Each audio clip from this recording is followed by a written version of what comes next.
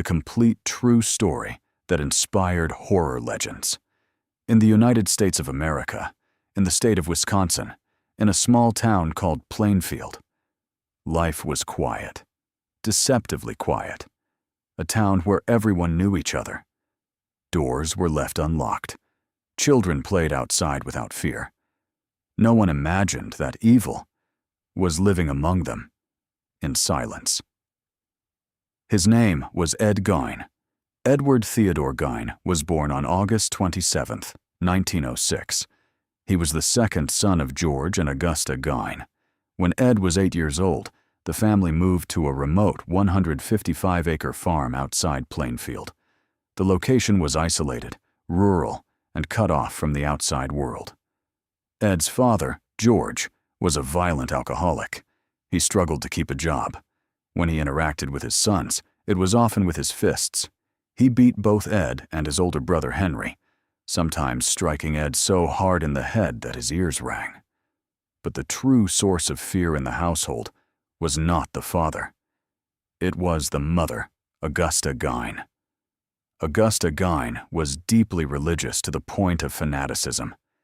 She believed the world was filled with sin and corruption.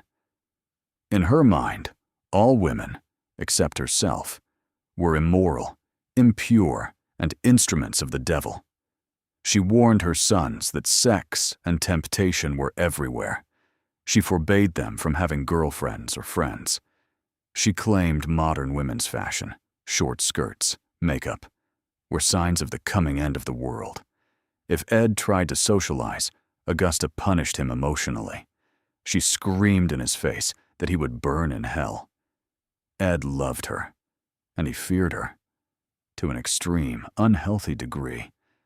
At school, Ed was shy, socially awkward, and withdrawn. Classmates later recalled that he would sometimes laugh to himself, as if hearing voices no one else could hear. He had no friends, no social life. His entire world revolved around his mother. In April 1940, George Gein died of heart failure at the age of 66. Ed was 34 years old. With George gone, Augusta's grip tightened. Henry began to express concern. He believed Ed's devotion to their mother was unhealthy. He openly criticized Augusta's beliefs. Henry would not live much longer. On May 16, 1944, Ed and Henry were burning vegetation on the farm. The fire got out of control. Smoke filled the area. According to Ed, they became separated. When Henry failed to return, Ed led searchers directly to his brother's body. Henry was found, face down on scorched ground. He had minor burns, but not severe enough to kill him. The coroner ruled the death accidental, smoke inhalation, and possible heart failure. Later, witnesses noted unexplained bruises on Henry's head. Officially, it was an accident. Unofficially, doubt remained forever. After Henry's death, Augusta suffered a debilitating stroke. Ed became her sole caretaker for nearly a year. In 1945, during a trip to a neighbor's farm, Augusta witnessed a disturbing scene. A man brutally beat a dog to death. A woman ran outside screaming for him to stop. Augusta was not horrified by the cruelty. She was horrified by the woman, who lived with a man she wasn't married to. She called her a harlot. Soon after, Augusta suffered another stroke. On December 29, 1945, Augusta Gein died at age 67. Ed was completely shattered. Ed boarded up his mother's bedroom. He preserved it exactly as it was. He moved into a small room near the kitchen and allowed the rest of the farmhouse to decay. He was 39 years old and utterly alone. Ed began reading obsessively.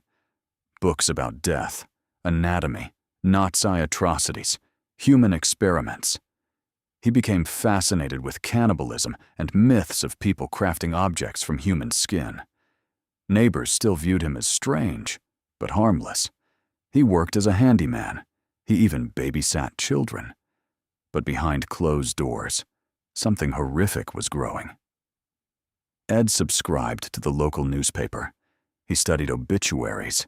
He searched for recently buried middle-aged women who reminded him of his mother. At night, he went to cemeteries. He dug up graves. He removed bodies. He later claimed he entered trance-like states. Sometimes he snapped out of it mid-grave robbery and ran away. But on at least 9 occasions, he completed the act. In his mind, he wasn't desecrating the dead. He was trying to become his mother. For nearly a decade, Ed's farmhouse became a literal house of horrors.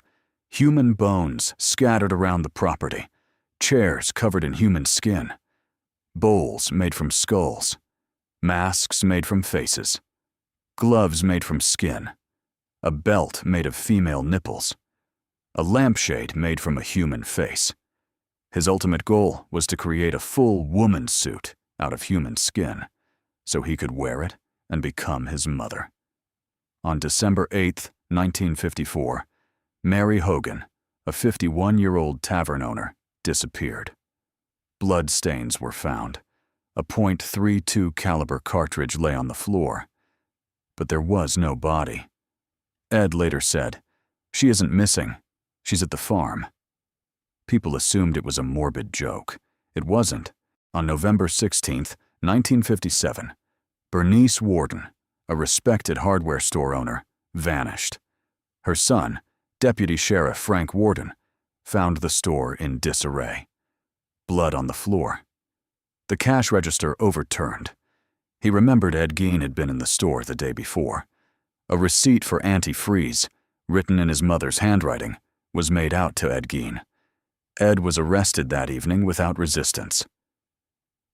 Police moved quickly to Ed Gein's isolated farm. The night was cold, the road long. The only sound was gravel beneath their tires. When they arrived, the property was eerily silent. They entered the woodshed. Time stopped.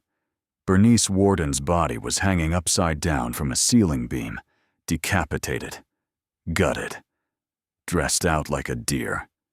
Even seasoned officers were unprepared for the sight.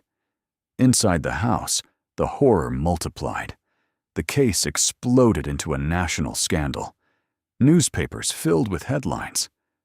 The country was stunned that this had happened in a quiet town. Ed confessed calmly. He claimed Bernice's shooting was accidental. Psychiatrists diagnosed him with schizophrenia and severe psychosis. He said voices told him to get another mother. In 1968, Ed was found guilty of murder, but legally insane. He was committed to a secure mental institution for life. Ed Gein's farmhouse was later auctioned. It mysteriously burned to the ground. The cause was never officially determined. When told about the fire, Ed shrugged and said, "Just as well." Ed Gein died on July 26, 1984, at age 77. He was buried next to his mother and brother. His gravestone was later vandalized and stolen. Today, he lies in an unmarked grave. Ed Gein did not scream. He did not chase. He lived quietly. And that is what made him truly terrifying.